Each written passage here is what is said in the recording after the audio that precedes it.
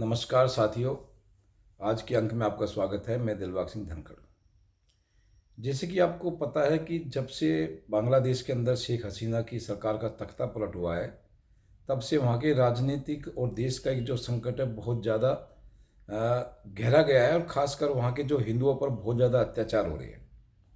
Media में आपने काफ़ी देखा होगा कि वहाँ किस किस तरह से हिंदुओं की हत्या की जा रही है, मंदिरों को तोड़ा जा रहा है, महिलाओं के साथ किस तरह से दुष्कर्म किया जा रहा है, छोटे छोटे बच्चों के साथ कैसे एक अनैतिक और अत्याचार वहाँ हो रहे हैं, ये सब आपने देखा होगा।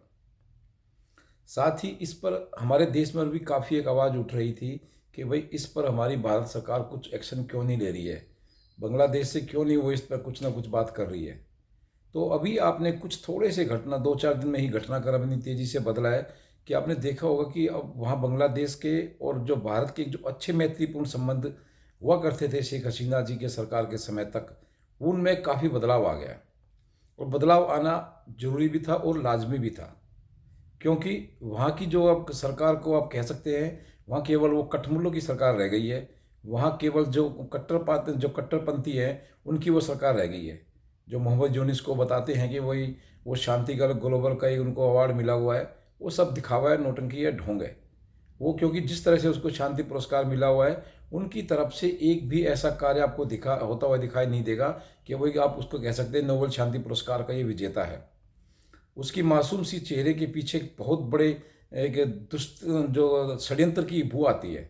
उसकी हंसी में भी आपको ऐसा लगेगा कि ये बनावटी हंसी हंस रहा है, ये जानबूझ करके बांग्लादेश में जो हिंदुओं पर अत्याचार हो रहा है उसमें उसकी एक अहम बहुत मुख्य भूमिका है।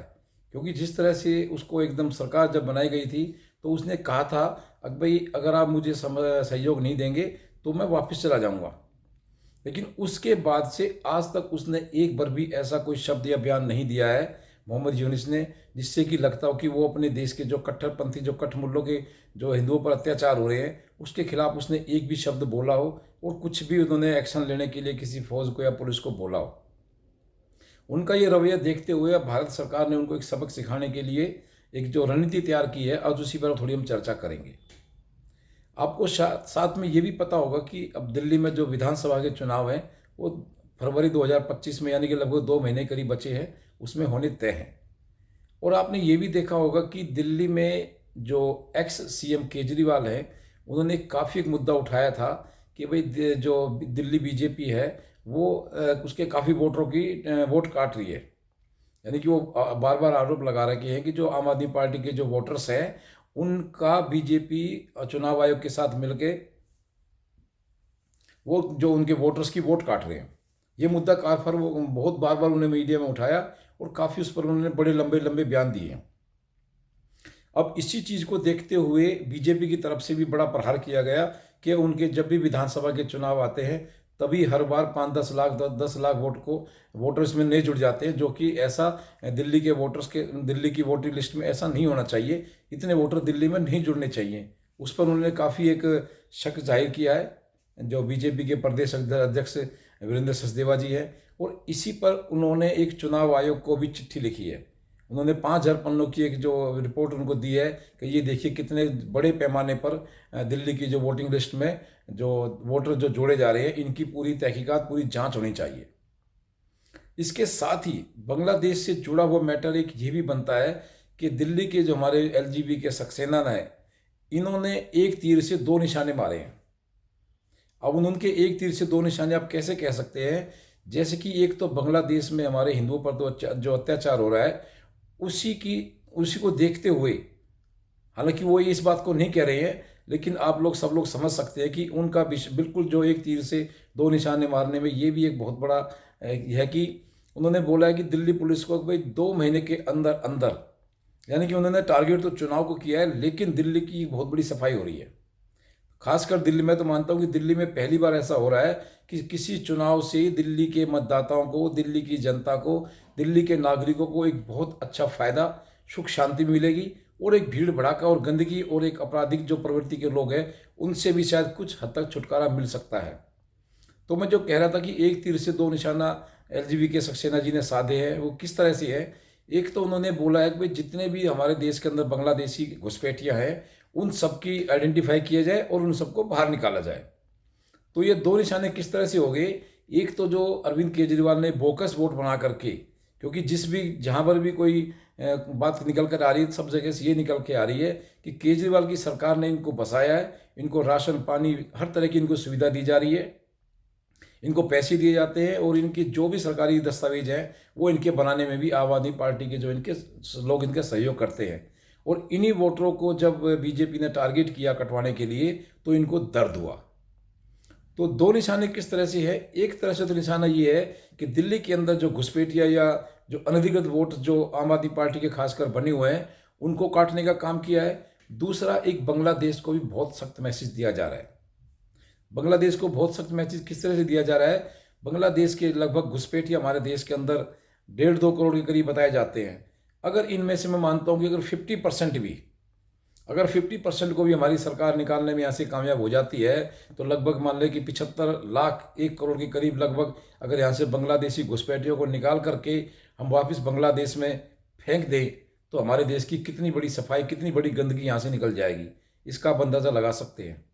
आपको जगह जगह जो ये आजकल क्राइम हो रहे हैं, जगह जगह चोरियां हो रही हैं, वो जगह जगह आपको झुग्गियाँ झोपड़ी, यानी कि पूरी दिल्ली का इन्होंने एक जो नक्शा बिगाड़ कर रख दिया है वो भी काफ़ी सुधरने में आसानी होगी। यानी कि आप कई बार देखेंगे कि आज वहाँ मेट्रो का काम खत्म हुआ है और अगले दिन ही आपको वहाँ झुग्गियाँ पड़ी मिल जाएंगी। आज किसी फ्लाईओवर का काम खत्म हुआ है और अगले दिन से ही आपको वहाँ झुग्गियाँ पड़नी दिखाई दे जाएंगी। ये सब क्या है, ये सब क्या है कि झुग्गी जो एक बांग्लादेशी झुग्गी या घुसपैठिया जो झुग्गी डालते हैं वो हमारे दिल्ली पर एक बहुत बड़ा बदनुमा दाग है। इस दाग को जितनी जल्दी धोया जा सकता है उतनी जल्दी इस दाग को धोना चाहिए। तो इस तरह से जो हमारी सरकार ने अब इस एक चुनाव आयोग या एलजी के सहारे, एलजी के सहयोग से जो एक भूमिका बनाई है बांग्लादेशी को यहाँ से बाहर निकालने की, इससे बांग्लादेश में काफ़ी छटपटाहट है। और साथ ही हमारे देश ने उनको जो एक आलू प्याज की बहुत बड़ी आपूर्ति भारत सरकार करती है उसको भी उन्होंने रोक दिया है।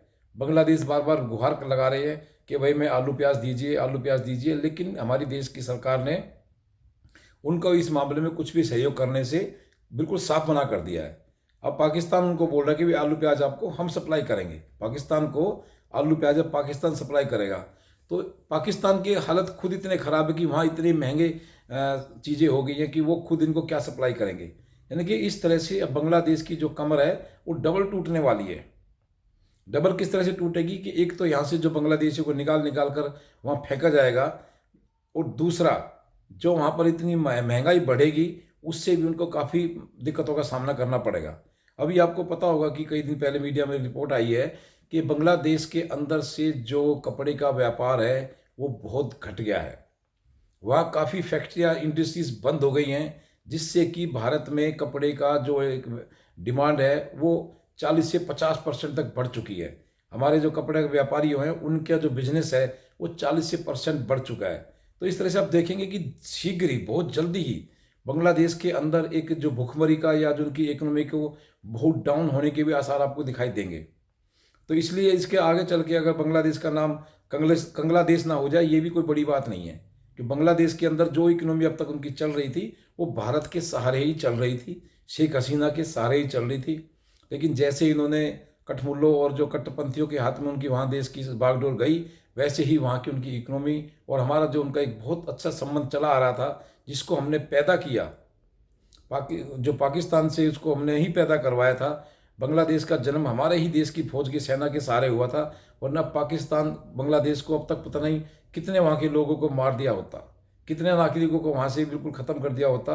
और पाकिस्तान एक तरह से बहुत ज़्यादा बांग्लादेश पर जो अत्याचार कर रहा था उसको बचाने के लिए इंदिरा गांधी ने वहाँ अपनी सेना भेजी थी, जिससे कि मुक्ति वाहिनी सेना भेजी, जिससे बांग्लादेश बच पाया और एक नया राष्ट्र बन पाया।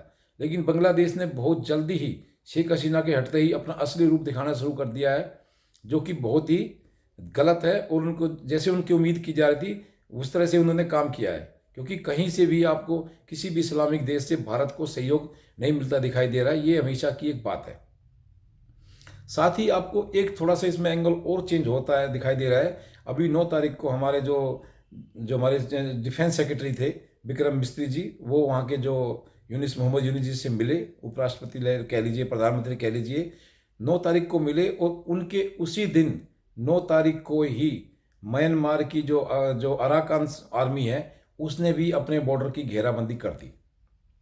तो इस तरह से आप देखेंगे कि बांग्लादेश को अब दो तरह से तो बिल्कुल घेरा जा चुका है। उधर से म्यांमार की जो आर्मी है, उन्होंने अपना जो उनका 271 किलोमीटर का लगभग बॉर्डर लगता है, उसको उन्होंने बिल्कुल सील कर दिया है। और उनके जो जैसे उन्होंने बॉर्डर सील किया अराकाइन आर्मी ने, ऐसे ही बांग्लादेश के भी हाथ पांव फूल गए और उन्होंने भी अपनी काफ़ी आर्मी वहाँ डेपुट कर दी है। बांग्लादेश को अब ये खतरा लगता है कि जो वहाँ के रोहिंग्याज मुसलमान हैं, जो रोहिंग्या मुसलमान म्यांमार के अंदर है, वो कहते हैं कि करीब करीब 2 लाख बंगला जो रोहिंग्या मुसलमान हैं, उनको वहाँ की अराकाइन आर्मी ने बॉर्डर पे रखा हुआ है। जैसे ही उनको मौका मिलेगा, वो तुरंत उन सबको बांग्लादेश के अंदर घुसाएंगे, उन बांग्लादेश के अंदर उनको भगाएंगे। तो बांग्लादेश को इस तरह से अब अपने ही लोगों से एक ऐसा डर लगने लगा है, अपने ही नागरिकों से एक ऐसा डर लगने लगा है जैसे कि वो उनकी एक तरह से नाजायज औलाद हो। जैसे कि आप देखेंगे, अगर यहाँ से काफ़ी बांग्लादेशी जो हमारे देश में घुसपैठियाँ हैं, अगर उनको निकाल दिया गया, मान लो करीब करीब 1 करोड़ यहाँ से निकाल दिया गया, और करीब वहाँ से भी 1.5-2 करोड़ 1.5-2 लाख जितने भी वहाँ से निकल सकते हैं रोहिंग्याज जो है वहाँ पर बांग्लादेश में पहुँचेंगे, तो उनकी सरकार पर एक तरह से बहुत ज़्यादा आर्थिक बोझ पड़ेगा। इतने लोगों के लिए खाने पीने का, रहने का व्यवस्था करने के लिए वहाँ की सरकार को बहुत पैसा खर्च करना पड़ेगा, जो कि उनके लिए एक बहुत भारी सिरदर्दी का कारण बनेगा। इस तरह से आप देखेंगे कि जो बांग्लादेश को अब जो मोदी सरकार ने घेरने की जो रणनीति बनाई है, जैसे पाकिस्तान को घेरा था, बिना एक गोली चलाए उनको बर्बाद कर दिया था, अब मुझे लगता है कि मोदी सरकार ने बिना एक गोली चलाए ही बांग्लादेश को भी कंग्लादेश बनाने की पूरी रणनीति तैयार कर ली है। मुझे तो इसमें थोड़ा सा एक एंगल और लगता है, अभी मोदी जी कोई ज़्यादा बड़ा एक्शन क्यों नहीं ले पा रहे हैं। मुझे लगता है कि वो थोड़ा वेट कर रहे हैं ट्रंप का, जब तक उनकी 20 जनवरी को ट्रंप शपथ लेंगे और वो अमेरिका में प्रधानमंत्री, वो सॉरी राष्ट्रपति बन जाएंगे, व्हाइट हाउस में बैठ जाएंगे, व्हाइट हाउस का सारा प्रशासन उनके अंदर आ जाएगा। मुझे लगता है मोदी जी शायद इसका थोड़ा वेट कर रहे हैं कि ट्रंप एक बार वहाँ पर राष्ट्रपति की सीट पर बैठ जाए, तो उनको पूरा वहाँ से सहयोग भी मिलेगा।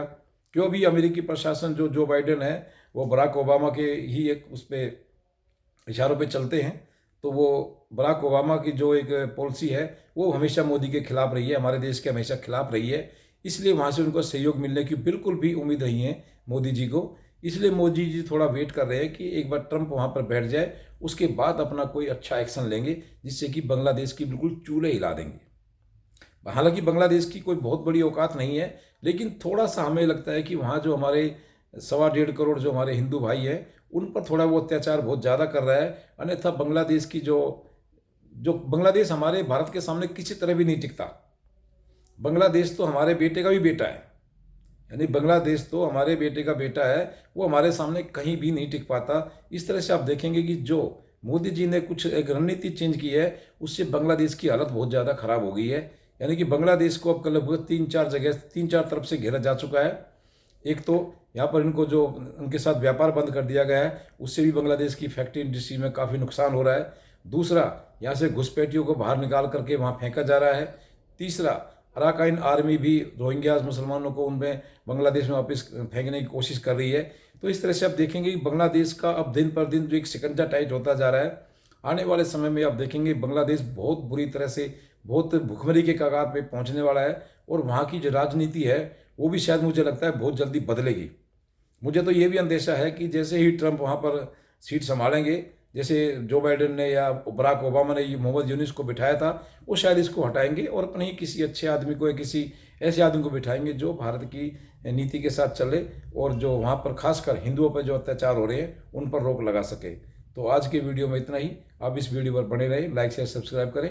आपका बहुत बहुत धन्यवाद।